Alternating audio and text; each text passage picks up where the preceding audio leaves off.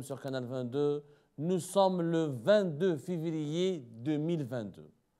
Le 22 février, journée nationale, selon les autorités algériennes, ça a été décrété comme une journée nationale en 2020. Le 22 février, journée historique pour le peuple algérien qui n'a pas entendu le fameux décret du 19 février ou l'annonce du 19 février 2020 pour fêter, célébrer l'anniversaire du Hirak. Nous sommes le 22 février 2020. C'est le 3e anniversaire du Hirak. Malheureusement, cet anniversaire, on va dire qu'il n'a pas pu avoir lieu. Des dizaines d'arrestations, des dispositifs policiers impressionnants, notamment à Alger, des centaines de policiers à l'entrée, au niveau des principales entrées de la capitale et des centaines de policiers en civil dans les quartiers populaires ou les quartiers névralgiques d'Alger. On parlera aujourd'hui avec 2 invités. J'ai l'honneur d'accueillir le docteur Farid Ben Mokhtar, enseignant tamazirt à l'université Paris 8, ici à Paris. Merci d'avoir accepté notre invitation. Azoul Fellaoun, merci vraiment d'être là avec nous aujourd'hui. Merci pour l'invitation. Merci à toi. غني عن كل تعريف عمار خوجا, Youssef Ammar Khoja, l'un des militants les plus actifs de la diaspora algérienne, engagé auprès de plusieurs collectifs dans l'organisation des actions du Hirak algérien à Paris, au niveau de la place de la République et ailleurs. Merci beaucoup, Khouya Youssef plutôt. Youssef Ammar Khoja, son prénom c'est Youssef et pas Ammar Khoja.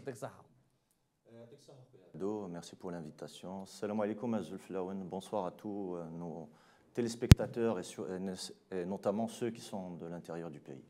Merci beaucoup. Alors, bon, on essaie d'être positif pour commencer l'émission, mais malheureusement, il n'y a rien de positif dans la journée d'aujourd'hui.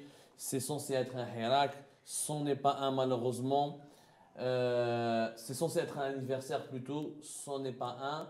Des dizaines d'arrestations ont eu lieu, en tout cas, à Mostaganem, à Annaba, à Alger, à Bdjaya. N'oublie pas le VTR.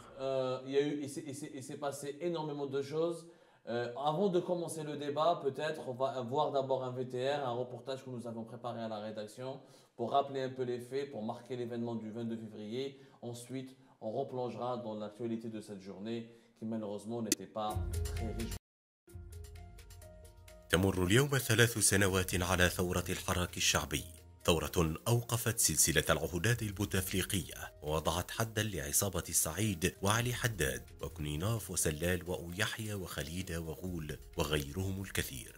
لكن أحلام الجزائريين في جزائر الكرامة والعدالة الاجتماعية لم تتحقق. خرج الشعب في 22 من فبراير سنة 2019 متعطشا للحرية، واليوم تمر أكثر من 1000 يوم لكن شيئا لم يتحقق من مطالبهم، بل زادت مطلبا، وهو إطلاق سراح معتقلي الحراك. سياسة الريع التي انتهجها بوتفليقة لشراء الأمن الاجتماعي تلتها سياسة القزولة والتخويف والتعذيب والتعتيم التي ينتهجها سليله الذي أقسم بالحفاظ على برنامج فخامته.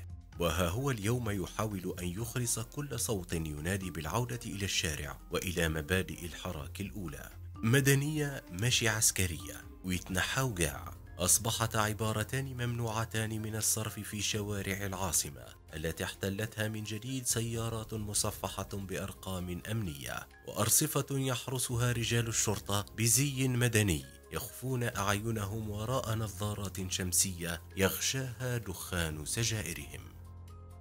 3 ans après, je ne sais pas quel bilan faut-il en tirer.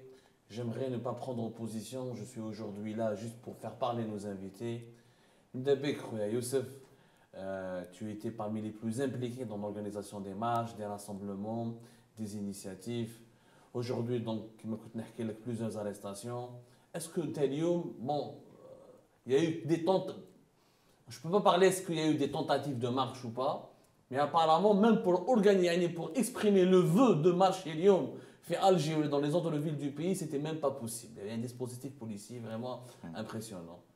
On doit être déçu parce qu'il n'y a pas eu de marche, Youssef, ou tu as une explication, ou finalement parce que la répression a tellement été forte et puissante que Bien sûr que plus qu'une déception. C'est-à-dire que ce pouvoir qui n'entend pas la raison, non plus les revendications du Hirak, c'est que lui-même avait instauré un jour férié pour soi-disant fêter le 22 février comme étant une journée nationale. Et sur le terrain, on voit qu'il fait exactement le contraire de ses propres engagements avec un décret.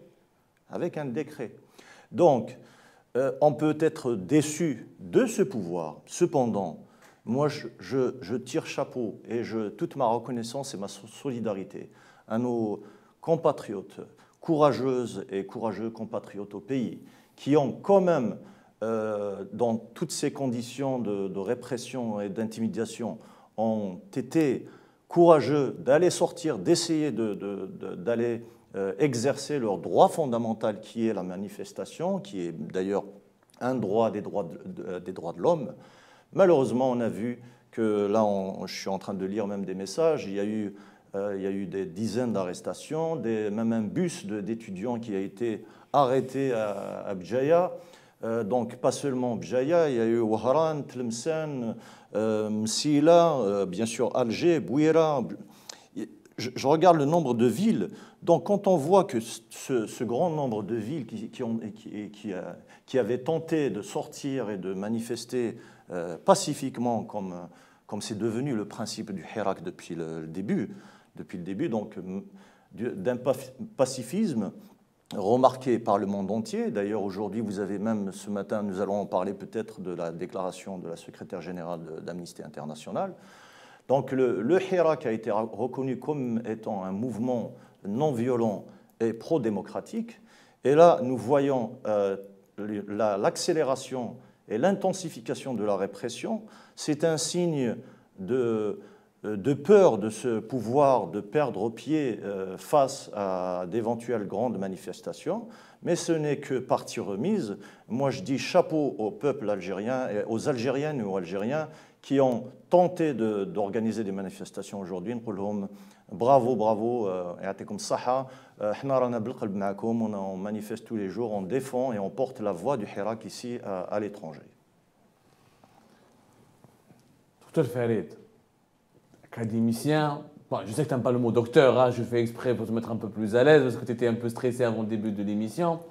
Mais voilà, je te dis docteur quand même parce que tu es académicien, universitaire, tu as peut-être plus de recul que nous pour analyser la situation, parce que nous, peut-être, on peut être, moi je suis journaliste, j'essaie d'être le plus objectif possible, mais même en étant journaliste, on a de la peine, vraiment, on éprouve en tout cas de la peine à rester dans l'analyse froide. Quel est ton regard 3 ans après? Voilà, c'était censé être une fête aujourd'hui, de l'aveu même de Abdelmajid Tebboune en 2020, de l'aveu même du pouvoir. قال لك بلي هذا الحراك خلصنا من العصابه وبدينا الجزائر جديده etc. واليوم c'est le pouvoir lui-même qui interdit au monde, aux Algériennes et aux Algériens de manifester et qui arrête et qui interpelle et qui incarcère, qui embarque les gens.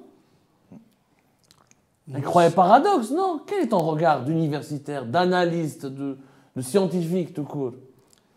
Moi, si je peux dire un petit mot, je vais faire une voix dissonante. C'est pas tout à fait la même chose que Youssef Amar Hojas. Pour moi, c'est une suite logique, ça. C'est-à-dire, je ne peux pas appeler l'échec, ou en tout cas la fin de Hirak, appeler le Hirak dès le 9e mois. Voilà. Après la malchance, il y avait la pandémie. On va en place.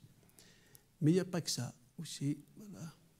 On est revenu à la case de départ au moins sur deux points. Sur la question identitaire, on est revenu jusqu'à 1949. Sur la crise politique, on est revenu en 1990. Les deux dates. À ce point, oui. L'analyse, elle est dure. Hein. Ça reste uniquement mon avis. Non, mais pourquoi 1990? Parce que 1990, c'est quand même le début de la décennie noire. Exactement, oui. Ça n'a pas été réglé. D'ailleurs, c'était des visions complètement. Quand on voit des millions de manifestants, pour moi, on ne manifeste pas sans un projet politique. Ce n'est qu'un slogan. Et qu'est-ce qu'on va mettre en place? Personne, en tout cas moi, je n'ai jamais entendu quelqu'un expliquer. Voilà. Chacun chante sa chapelle, souhaite mettre en place son idéologie. Il n'y a jamais un consensus. Il y a toutes les chapelles. Les islamistes souhaitent mettre, ils disent arrêtez de proposer un projet, les idées, on verra après. Voilà. Les autres, la tendance démocratique autour du PAD, il y a le projet qui est là, mais il n'est pas suivi par la totalité des... En tout cas, pas par la tendance, en tout cas, conservatrice. On est revenu, en tout cas, c'est pour ça qu'on est revenu à la case de départ, c'est-à-dire de 90, les deux tendances. Il y a l'armée en face qui est là. Et Farid, pour toi, le peuple est divisé. Complètement. À ce point, il est divisé. Parce que au début des années 90, on avait un fils, un Front islamique du salut, qui était là, qui était présent, qui avait des sympathisants, avait le FFS, avait le LCD. Mais pour toi, on est dans la même configuration, vraiment? Tu le sens comme ça? Il suffit d'y aller à la place de la République. C'est pour le voir. Hein. Il y a toutes les chapelles, elles sont là-bas. Bon, place de la République de Paris, oui, peut-être n'est pas représentatif de tout le Irak. C'est un cas, Youssef, on va en parler, c'est un cas spécial, non? En tout cas, moi, c'est mon avis, c'est les tendances politiques existentielles qui existent en tout cas en Algérie. Voilà. Après, il y a une autre tendance qui est nouvelle, qui n'existait pas en 90, c'est la tendance purement kabyliste, qu'elle ne fait pas partie de la place de la République, elle fait ses rassemblements ailleurs. La nouveauté, en tout cas, c'est celle-ci. Sinon, en tout cas, moi, je ne vois pas d'autre. En tout cas, il n'y a pas un projet collectif. Ça fait quand même 3 ans. On n'a pas... Ils n'ont pas réussi, parce que je ne peux pas dire on n'a pas, parce que moi, je n'ai jamais été comme Youssef Amar Roja qui est dedans, qui est actif, et tout ce qui suit. Moi, je vois ça de l'extérieur, je vais là-bas, c'est pour voir, j'analyse, c'est pour faire comme analyse critique, c'est ça mon boulot. Moi, je ne suis pas du tout acteur. Tu as le recul, le recul qui te permet d'avoir une vision globale. C'est quand on le voit 9 mois après, quand même, il y a des millions. Il y a presque, si dans le monde entier, il n'y a aucun mouvement qui peut drainer autant du monde uniquement par des slogans. En tout cas, moi, je le vois ainsi. Voilà, peut-être que je me trompe complètement, mais je le ressens ainsi. Mais il n'y a pas que moi qui le voit comme ça. Après, l'année dernière déjà, le 2e anniversaire déjà, il n'y avait rien du tout. Voilà. Non, le 2e anniversaire, les Algériens kharjou. Non, le 22 février 2021, Farid, il y a eu des milliers de manifestants à Alger et dans les grandes villes du pays. Exactement. À Paris, le 21 février, il y avait une marche. Il y avait une marche à Paris qui était immense. Je te parle de 2021. Donc 2021, oui. Et puis nous avions toujours un petit peu anticipé. Même en 2022, même le 20 février dernier, le dimanche passé à Paris, il y a eu une marche qui a drainé énormément de monde. Oui, mais parmi quand même de l'Ouar, comme les milliers ou millions qu'on ne peut même pas marcher à Alger, il y a des millions de personnes, plus de 4 millions, de 5 millions. Pas réussi, ceux qui étaient là comme leaders de Hirak, voilà, même pas faire un projet ensemble, calculer. En tout cas, moi, ça m'a vraiment étonné. Voilà, ça m'a étonné. Moi, c'est une suite logique pour le 3e anniversaire. Bon, Malinèche, on va en parler après des causes et des échecs, où là, qu'est-ce qui s'est passé, pourquoi ça n'a pas marché, pourquoi ça ne se mobilise pas, on va en parler. Mais déjà, Guillaume, il y a quelques événements importants quand même.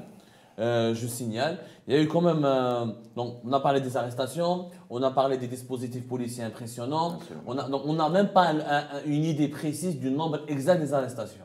Il faut savoir qu'on a eu énormément, en tant que journaliste, il faut qu'on explique aux téléspectatrices et aux téléspectateurs qu'on a énormément de mal à travailler sur l'Algérie en ce moment.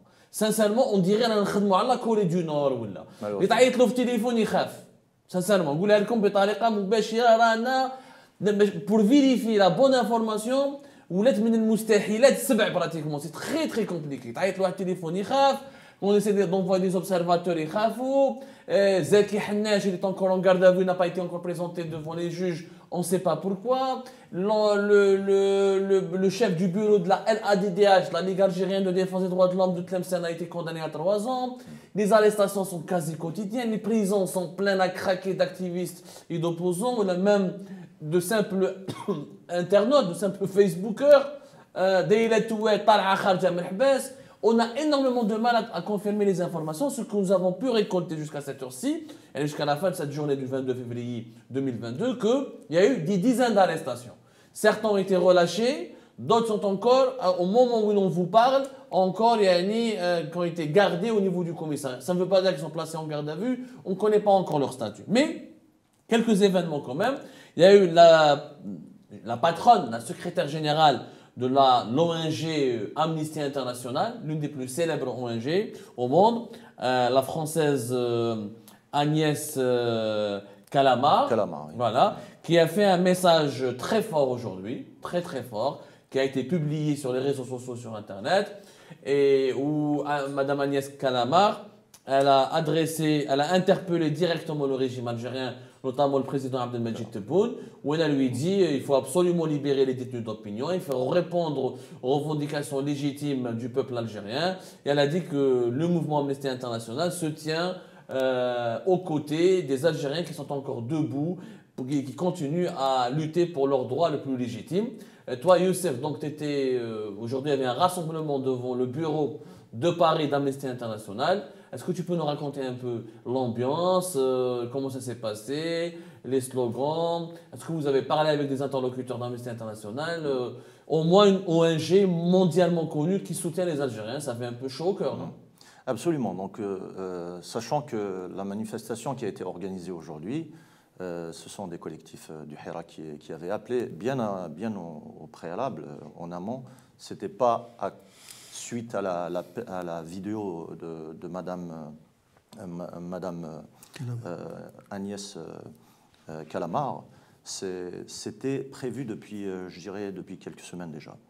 Donc, ironie du sort, cette organisation, par le biais de sa secrétaire générale, lance un appel au pouvoir en Algérie pour libérer tous les détenus et les rappeler à leurs engagements internationaux, et en insistant sur le fait que le Hirak est un mouvement pro-démocratique non violent. Donc c'est un appui important. Ce n'est pas un appui qui tombe du ciel, parce que plusieurs collectifs, organisations du Hirak, de la diaspora, avaient en amont sollicité plusieurs organisations internationales, et notamment des ONG.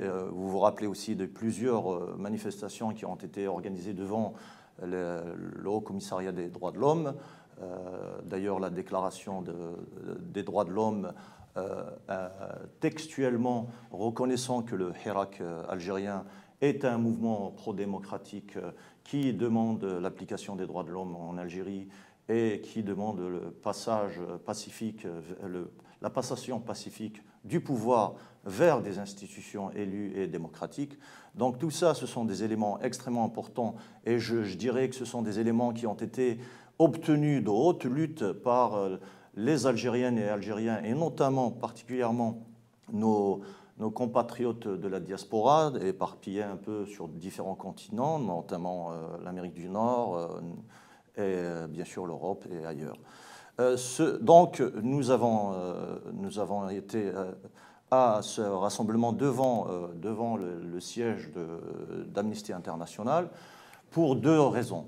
La première étant tout simplement de continuer à rappeler les exactions contre les droits de l'homme en Algérie et d'appeler à la libération immédiate de tous les détenus d'opinion et politique en Algérie, sans exception.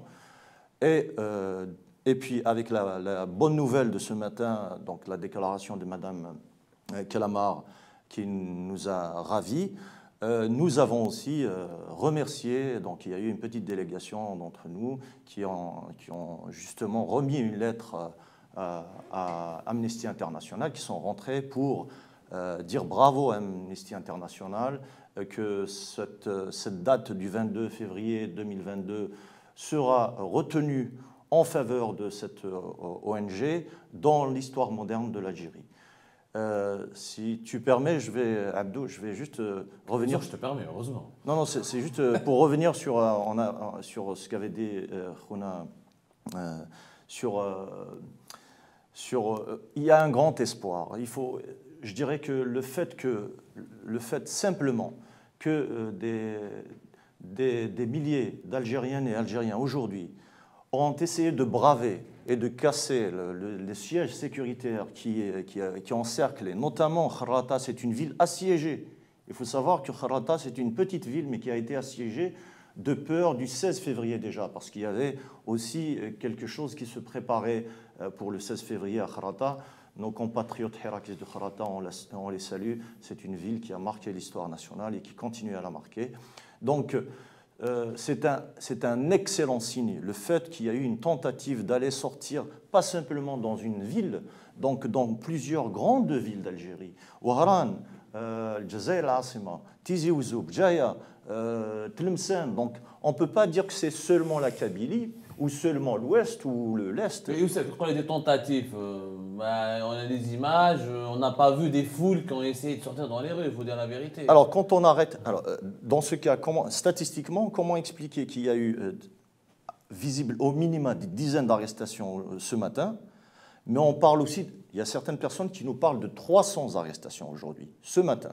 Oui, il y a beaucoup d'informations qui circulent. D'accord. Malheureusement, on a un problème, on n'arrive pas à vérifier ces toutes ces informations parce que tout est verrouillé, il y a un climat de terreur. Absolument. C'est-à-dire que, la vérité, on a fait Canal 22, on a avec Souhaib Debari, qui est l'un des détenus d'opinion les plus connus en Algérie, Nasser Debari, on a fait une interview avec lui, quelques jours après, il a été embarqué.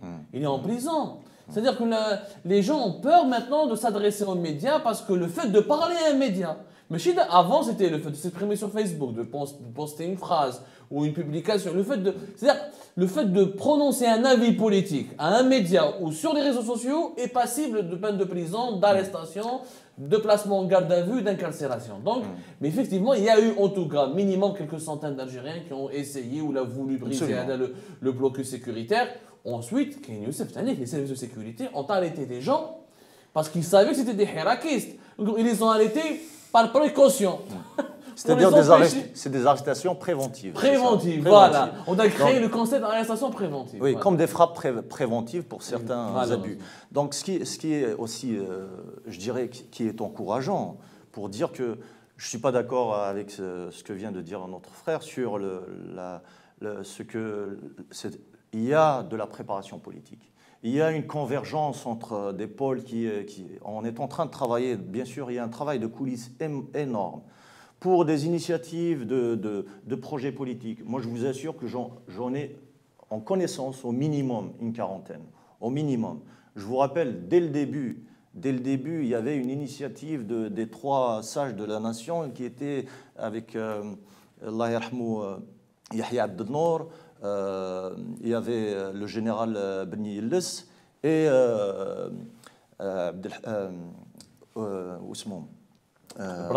Brahimi.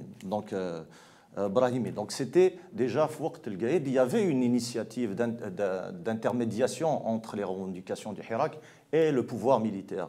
Et depuis cela, il y a eu, je vous assure qu'on s'est réunis avec toutes tendances confondues. En novembre 2019, entre le 9 et le 10 novembre 2019 à Genève. Donc, toutes ces choses-là ont été écrites. On sait que nous avons besoin de 2 choses dans le Hirak.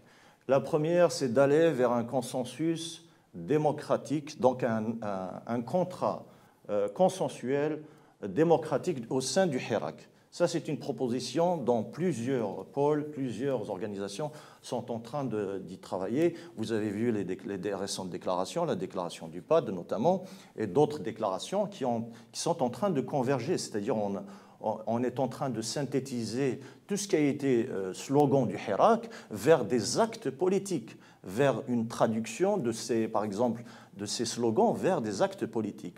Tout ça est en train d'être fait. Des gens travaillent jusqu'à 1h du matin. J'en connais quelque chose. Il y a eu des centaines de réunions.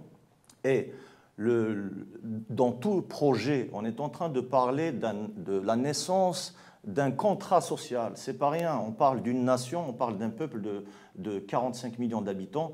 C'est pas simple d'accorder les différentes sensibilités dans le respect, la bienveillance et surtout la prise en compte de toutes les réticences, de tous les a priori. Le grand problème que nous rencontrons actuellement, notamment comme vient de le dire notre compatriote, c'est qu'il y a beaucoup d'a priori entre les uns et les autres. Nous sommes en train, à chacun à son niveau, à mon petit niveau, en train de lutter contre ces a priori pour bien faire comprendre que le plus important, c'est de mettre l'intérêt, le salut de la nation au-dessus de toute sensibilité politique et partisane, notamment partisane. Donc on peut tout à fait s'accorder sur, par exemple, les droits de l'homme. Je ne crois pas que ceux qu'on appelle les conservateurs ne sont pas d'accord sur les droits de l'homme. Ils sont tout à fait d'accord sur les droits de l'homme. On va lancer le débat. Fais-les, justement. Toi, tu dis que c'était divisé, que c'était une initiative. Il y a eu... Depuis tout à l'heure que je l'entends, voilà, il est dans le conditionnel. C'est-à-dire? Voilà. On va se réunir, il y a des associations, il y a des personnes... on s'est réunis. Rappelons les faits. Le PAD, c'est du concret ou pas? Les partis de l'alternance démocratique, c'est du concret. Je viens de dire que le PAD... Taleb Brahimi, les trois personnalités. Mais chacun a sa feuille de route. C'est ça que je parle. Il n'y a pas un consensus, il n'y a pas une réunion d'ensemble de toutes les tendances et fixer les choses et mettre les choses en œuvre et marcher. Chacun chante dans sa chapelle. J'ai commencé mon intervention sur ça. Après, Hakim, depuis Youssef, depuis tout à l'heure, on va faire. Il y a déjà beaucoup de il y a 40 initiatives il y a 40 qui ont été initiatives. Écrites. Chacune dans son coin. Il n'y a pas encore. En tout cas, moi. C'est ça qui a affaibli. C'est ça ce qui explique qu'aujourd'hui, on n'arrive même pas à sortir dans les rues? Exactement. C'est ça? En tout cas, c'est pour moi, quand il n'y a pas un objectif clair et net, il n'y a que Itna Haouga qui est clair. Est-ce que c'est ça ce qui... Et après, la réponse, c'est quoi? Qu'est-ce qu'on va mettre en place? C'est là que le bas blesse. Chacun, après, il va tirer après. Qu'est-ce qu'on va mettre en place? Quelle est l'idéologie qu'on va mettre en place demain? Ce n'est pas une question d'idéologie qu'on va mettre en place. Qu'est-ce qu'on va mettre comme... Chaque État a une idéologie quand même. Chaque État. Il n'y a pas d'État qui a un projet politique. Quel est le projet politique qu'on va mettre en place pour l'Algérie de demain? Non, mais chaque État, même ici en France, tendance après, il y a des idéologies elle va chanter son idéologie. En tout cas, sur le terrain, c'est comme ça que ça se passe. Il n'y a pas un consensus. Tu réponds quoi aux gens qui te disent quand même, Belli, il ne faut pas sauter les étapes. Pour préparer l'Algérie de demain, ou pour préparer un projet politique, il fallait, je ne vais pas dire libérer le pays, je reprends leur terminologie, mais je vais quand même l'adoucir pour être professionnel, il fallait obtenir le changement politique. Mais il n'y a pas eu de changement. C'est-à-dire qu'il n'y a pas eu... Il y a eu que le prolongement d'un statu quo. Et mettre quoi en place? Oui, mettre quoi en place, c'est un débat national, c'est aux Algériennes et aux Algériens de le décider. Il faut qu'il y ait ensuite des périodes de transition ou des nouvelles élections. On va dire, en Algérie actuellement, certes, c'est pas facile de se réunir. Voilà, il y a la police, il y a tout ce qui suit. Voilà. Qu'est-ce qui les empêche de se réunir ici? C'est ce qu'ils font à Paris. Tout à l'heure, Amal Khoujat nous a donné un chiffre. Moi, en tout cas, je n'ai pas vu une déclaration finale sur les points qui sont d'accord. Tout le monde est d'accord. Voilà. Nous sommes quand même le 22 février. Jusqu'à maintenant, je n'ai pas lu. C'est toi qui tout ce qui se passe sur ce... Je n'ai pas vu de déclaration finale qui Alors, regroupe tout le monde, moi aussi. Voilà. Mais j'ai vu des initiatives communes. Les initiatives, il y en a presque chaque semaine. C'est pas ça ce qui manque. Hein. Il y a des colloques, il y a même des conférences, il y a des choses, il y a voilà, toutes les organisations, il y a même des meetings devant l'Union européenne, même ici, même celle d'aujourd'hui devant Amnesty. Ça, c'est pas ça qui manque dans le... Voilà. Mais quelle est la feuille de route, quel est le projet commun pour tout le monde, après quelle idéologie à mettre en place. On revient après à la case de départ jusqu'aux années 90. Voilà. Et on revient après on retourne jusqu'à 49. C'est loin. Oui, loin, parce que la question, elle n'est pas réglée. De 49 jusqu'à maintenant, elle n'est pas réglée. Voilà. En tout cas, pour moi, elle n'est pas réglée. Voilà. Elle n'est pas réglée. Je reviendrai vers toi. Youssef, donc, tu étais dans la mécanique, dans la machine de l'organisation des initiatives, des marches et des rassemblements en France, etc., avec la diaspora. Est-ce que ça, donc voilà, quelqu'un universitaire, parmi la fine fleur de l'élite algérienne, qui te dit qu'il n'y avait pas de projet, et c'est pour ça que ça n'a pas marché. Il n'y avait pas de projet. Il y avait de la colère, mais la colère n'est pas un projet politique. La colère, on ne change pas un pays avec de la colère. Est-ce que c'est pas vrai? Est-ce que finalement, c'est pas ça la raison de l'échec? Ou il y a des projets?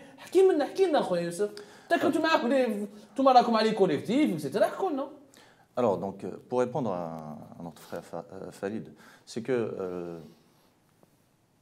comme vient de dire Khouna Abdou, il y a des centaines de personnes qui vivent l'organisation de l'intérieur. Et je vous assure, il y en a beaucoup qui avaient laissé une partie de leur travail, une partie de leur famille, et qui se consacrent à des réunions, justement, pour produire. Ce n'est pas pour parler ou pour se mettre en colère. C'est plutôt, donc notre objectif est purement politique, c'était de comment traduire les revendications des Algériennes et Algériens du Hirak et du peuple algérien en général en actes politiques.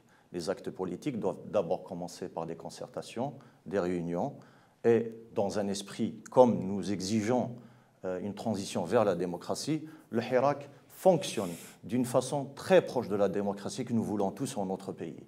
Donc les réunions qui ont été au nombre, je dis au bas mot, de centaines, dont, bien sûr, dans divers endroits. Bien sûr, comme la majorité de la diaspora, disons une bonne partie de la diaspora algérienne, est plus concentrée sur la région parisienne et en France en général. Donc, en effet, à Paris, il y a eu des réunions depuis le début. Depuis le début, il y avait des initiatives. Même avec, par exemple, quand on parle d'idéologie, moi je vous garantis qu'il y a des personnes qui se disent d'une idéologie A et d'autres personnes d'une idéologie B, mais qui s'assoient fraternellement autour d'un projet de comment aller vers un consensus, comme je disais au début. Donc notre objectif est très clair dès le début, c'est d'aller vers un consensus démocratique du Hirak, sur lequel nous allons mettre les grandes lignes comme une base de travail, comme ce qu'a été la Soumam pour la guerre d'indépendance.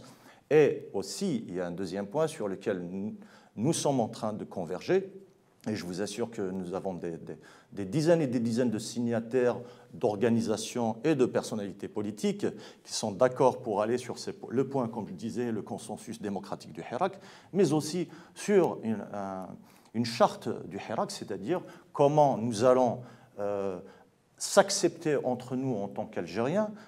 Ceux qu'on appelle les conservateurs sont d'accord, ceux qu'on appelle les démocrates ou les laïcs sont d'accord. Moi-même, je me considère laïque. Je parle pratiquement chaque semaine avec nos compatriotes de Rached ou du FIS ou du PAX ou du MDS.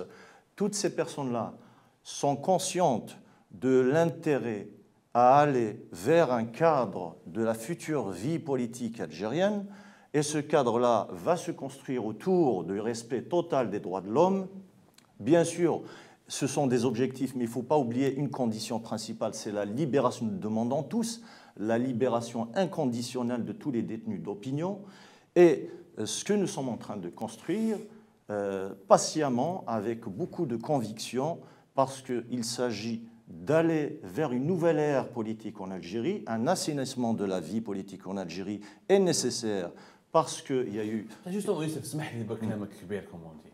كنا في 2019 نهضوا على l'article 7, c'est ça? 7 et 8. 7 et 8 de la Constitution. Il y a la volonté du peuple d'exercer sa souveraineté. Sa souveraineté, etc. Absolument. اليوم هبطنا نهضوا على l'article 87 bis. يعني نهضروا على uniquement la libération des détenus d'opinion. Chaud qui on a reculé. C'est-à-dire qu'avant on voulait libérer l'Algérie, aujourd'hui on veut libérer 340 détenus d'opinion dont on n'arrive pas à obtenir la libération. يعني finalement كما قال سي فريد خويا يوسف يعني ما نكذبوش على روحنا وحنا جزائريين وجزائريات ونعرفوا لا فيغيتي بيناتنا. ورانا on est en train de reculer, de régresser. Finalement اللي يتنحى وكاع c'est appliqué sur le peuple. C'est le peuple اللي يتنحى والنظام بقى.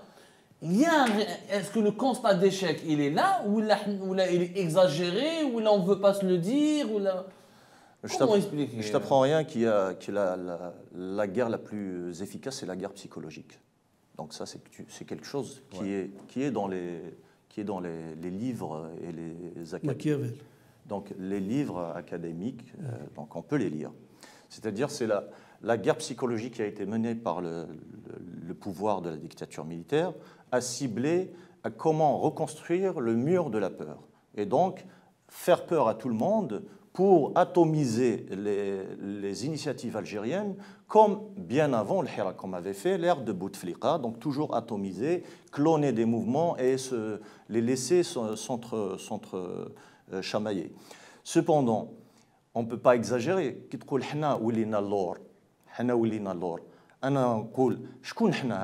Au contraire, c'est ce pouvoir qui est en train de reculer vers une ère pratiquement de l'ère soviétique des années 50 ou 60, de l'ère de la Tchika ou de la Stasi. Donc c'est un pouvoir qui est en train de revenir à sa formation des années 50 et des années 60, alors que nous sommes en 2022. Donc, bien sûr que ce pouvoir, avec ses appareils sécuritaires et de répression, recule, et même l'instrumentalisation de la justice. Bien sûr, il recule à grands pas vers l'arrière, mais ce recul est en train aussi de s'isoler lui-même. D'ailleurs, les dénonciations internationales, les grandes mascarades en disant... En infligeant des choses, en disant des mensonges sur des déclarations d'institutions internationales. C'est honteux. Moi aussi, j'ai honte que ce pouvoir est arrivé à un point d'incompétence qui est innommable. Mais cependant, en parallèle, il y a tout ce qu'on appelle le Hirak. Le Hirak a mûri. Maintenant, nous sommes en train de parler, donc vous pouvez même demander sur le terrain. On entend que des Algériennes et Algériens demandent, en effet, comment aller vers un objectif, par exemple, de créer un GPRA 2. C'est-à-dire comment aller vers un projet politique pour une représentation des Algériens à l'international. Le GPRA n'est pas exagéré. Oui. On n'est pas sous colonisation, quand on n'est pas dans la colonisation, est-ce que c'est pas violent? Non, non, je te dis ce que déclare. Radical. Non, non, je te dis ce que j'entends. Ton avis à toi, ceux qui disent GPRA et comparent les généraux algériens à Bugeaud et certains généraux de l'armée française, c'est l'armée coloniale quand même. C'est pas un radical. C'est une image. C'est une image violente ou pas? Non, c'est pas une image. C'est une image. J'ai dit ce que demandent certains Algériens. Je ne fais pas le reproche. C'est-à-dire à nous. Je soulève une question. Nous sommes dans les médias et bien sûr, on est très content d'avoir un nouveau média qui est très compétent comme Canal 22 et nous sommes là pour reporter aussi les sentiments de nos compatriotes. Bien sûr. On a entendu des Algériennes et Algériens nous dire à nos politiciens qu'est-ce que vous attendez, pourquoi ne pas créer un gouvernement provisoire algérien à l'étranger? Voilà ce qu'ils nous demandent. Mais ton avis à toi, est-ce que c'est pas exagéré, excessif et radical? Moi, à mon avis, c'est un peu trop tôt.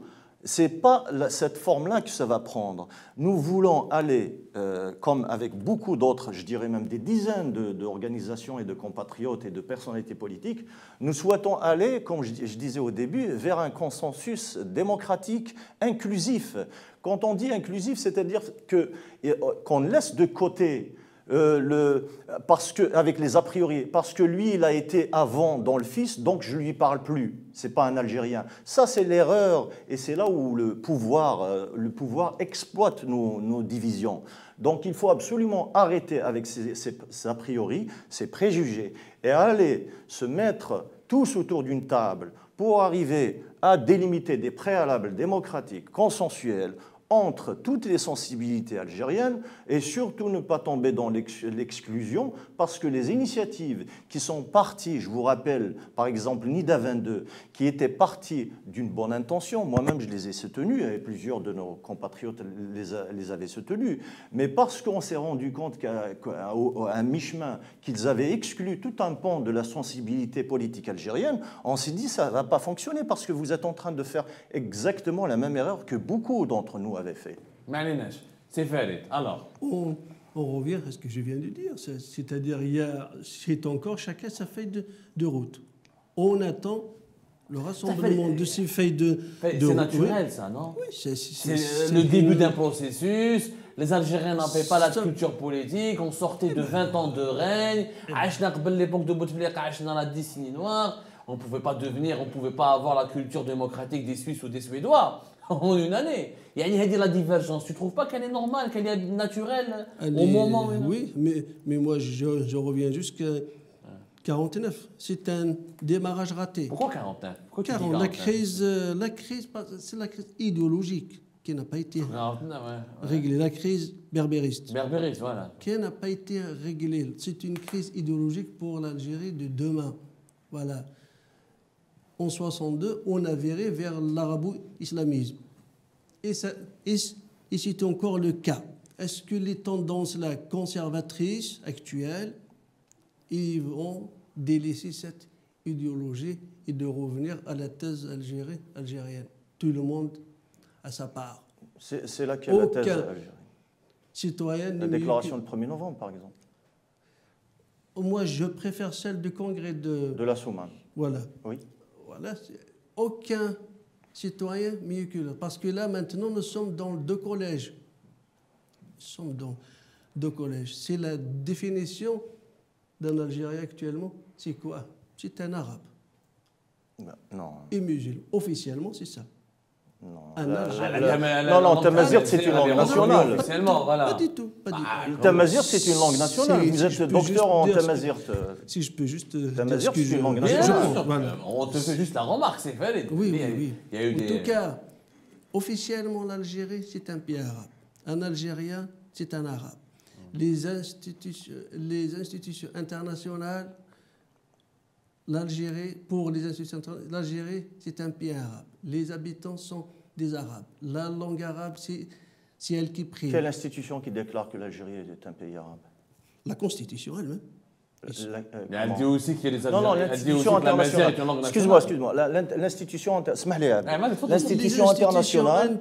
Cite-moi juste une institution internationale qui déclare que l'Algérie est un pays arabe. L'Algérie fait partie de la Ligue arabe. Non. L'ONU, elle met l'Algérie dans les pays arabes. Non, l'Algérie, République algérienne démocratique et populaire. Oui.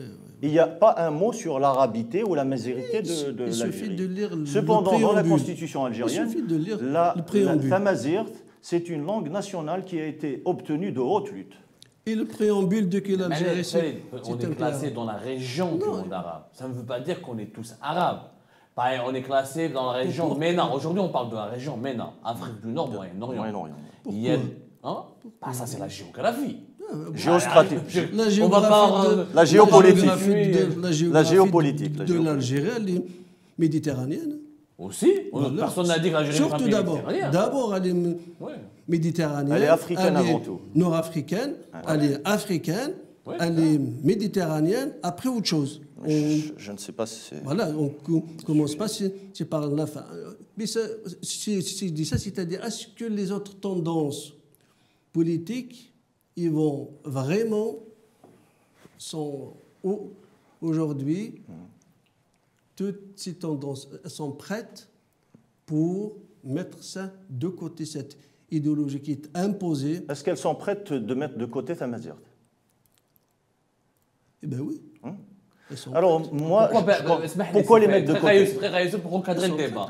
Frère Farid, شفنا حنايا en juin 2019, quand Gaïd Salah a diabolisé ou l'a incriminé le port du drapeau berbère. On a une solidarité de toutes les régions. J'ai pas vu moi ça. Ah, c'est vrai. Je te rappelle les faits. Attends, je peux te montrer des vidéos de Naama, de Msila, des gens qui Je parle, moi, c'est des organes de l'élite, ceux qui se proclament leaders de Hirak. Moi, je n'ai pas vu le vendredi d'après emporter le drapeau berbère. Aucun. C'était moi. Tabou, les autres, si, non? Si vous me ramenez un drapeau... on va checker ça, on va checker ça après. Une vidéo que de n'importe quel responsable qui se proclame d'ailleurs comme, comme chef de Hirak de l'élite, là, politique, vendredi après, aucun soutien. Les jeunes ont passé entre 6 mois et 8 mois de prison. Voilà. Ils ont été soutenus, les prisonniers. Ils ont été soutenus, ils ont été défendus. Il y a eu des avocats, oui. Il y a eu de la presse qui en a parlé. Je parle de quel... Donne-nous des noms. Je parle des tendances politiques, là. C'est-à-dire un chef d'un parti, celui qui se proclame comme chef. Voilà. La symbolique, après pour les personnes, les gens de Naama ou les gens de Annaba ou ailleurs, c'est des personnes, c'est des citoyens lambda, voilà, ça c'est tout. Je parle de ceux qui peuvent produire, comme il dit, un projet politique d'avenir, c'est-à-dire avec un consensus pour toutes les idées nationales ou régionales ou autre chose. En tout cas, moi, je n'ai pas vu ça. Elle a ouvert un débat et on lui consacrera une prochaine émission, la vérité, sur l'histoire et des problématiques idéologiques, identitaires, etc. Maintenant, il nous reste quand même une conclusion. Je sais que c'est très difficile de terminer cette émission, parce que le débat sur les analyses et les débats sur le 22 février sont interminables. Absolument. En tout cas, sur Canal 22, ce n'est ni la première ni la dernière des émissions. On reviendra sur les questions idéologiques, mais quand même, après ce qui s'est passé aujourd'hui, après ce que nous avons vu aujourd'hui, qu'est-ce qui nous attend dans les prochains jours, Youssef? Plus de répression, du fatalisme, de la résignation? Il y a 2 scénarios à mon avis. Le premier étant si on recule, c'est-à-dire que si la peur revient comme avant le Hirak, là, c'est le pouvoir militaire qui va passer à l'offensive. C'est-à-dire cette intensification de la répression va encore s'intensifier. Nous sommes tous spécialistes un peu du football, les Algériens. Il y a un proverbe qui dit « la meilleure défense, c'est l'attaque ». C'est-à-dire qu'il va falloir tôt ou tard occuper les boulevards et les rues, comme beaucoup d'entre nos compatriotes de l'intérieur avaient essayé aujourd'hui. Il va falloir reprendre de l'initiative, il va falloir justement s'unir et faire face à cette intimidation continuelle. Et nous aussi, nous disons à nos compatriotes que nous sommes fiers de vous, que nous sommes là, très fiers d'être Algériennes et Algériens et voir ce que vous faites avec tout le pacifisme et l'intelligence collective qui existe maintenant dans le pays. Quand on dit qu'on n'a pas évolué depuis 3 ans, je regrette, on a depuis l'indépendance, le pouvoir militaire avait effacé toute formation politique au pays.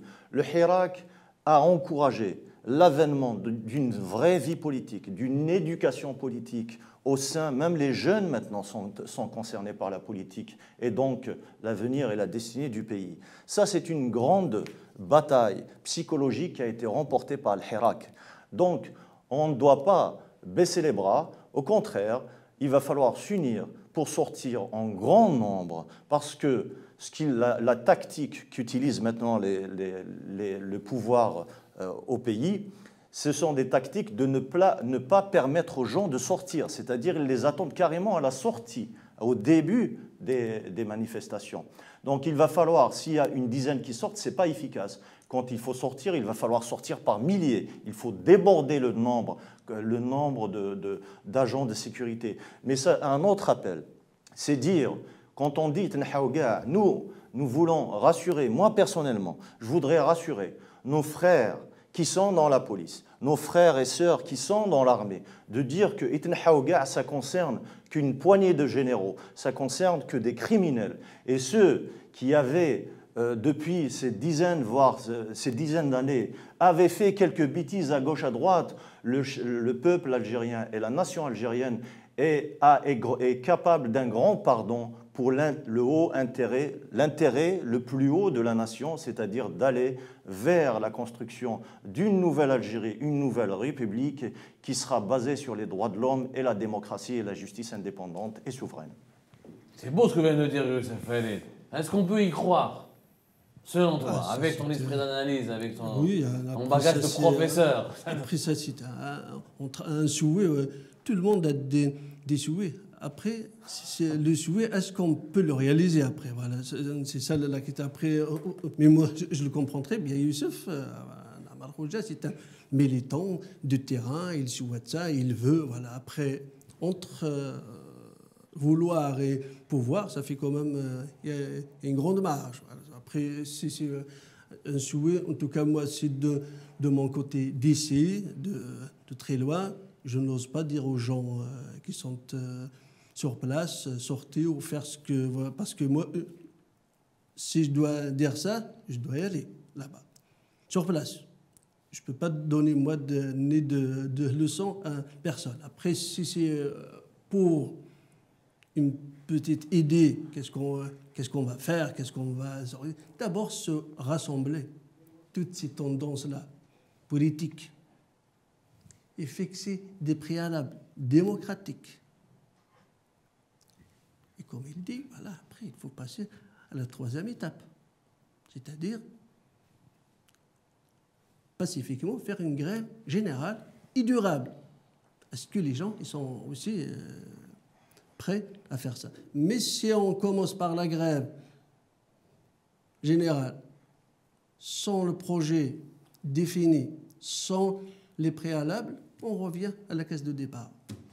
Merci beaucoup Khalid pour ta franchise, pour ton franc-parler, pour tes analyses. Merci beaucoup Amal Khouja pour ta participation, pour ta passion, pour ton engagement. Merci à vous, chères téléspectatrices et téléspectateurs, de nous avoir suivis. On vous donne rendez-vous sur Canal 22 dans les prochaines heures parce qu'on sera toujours avec vous, à vos côtés. Allah,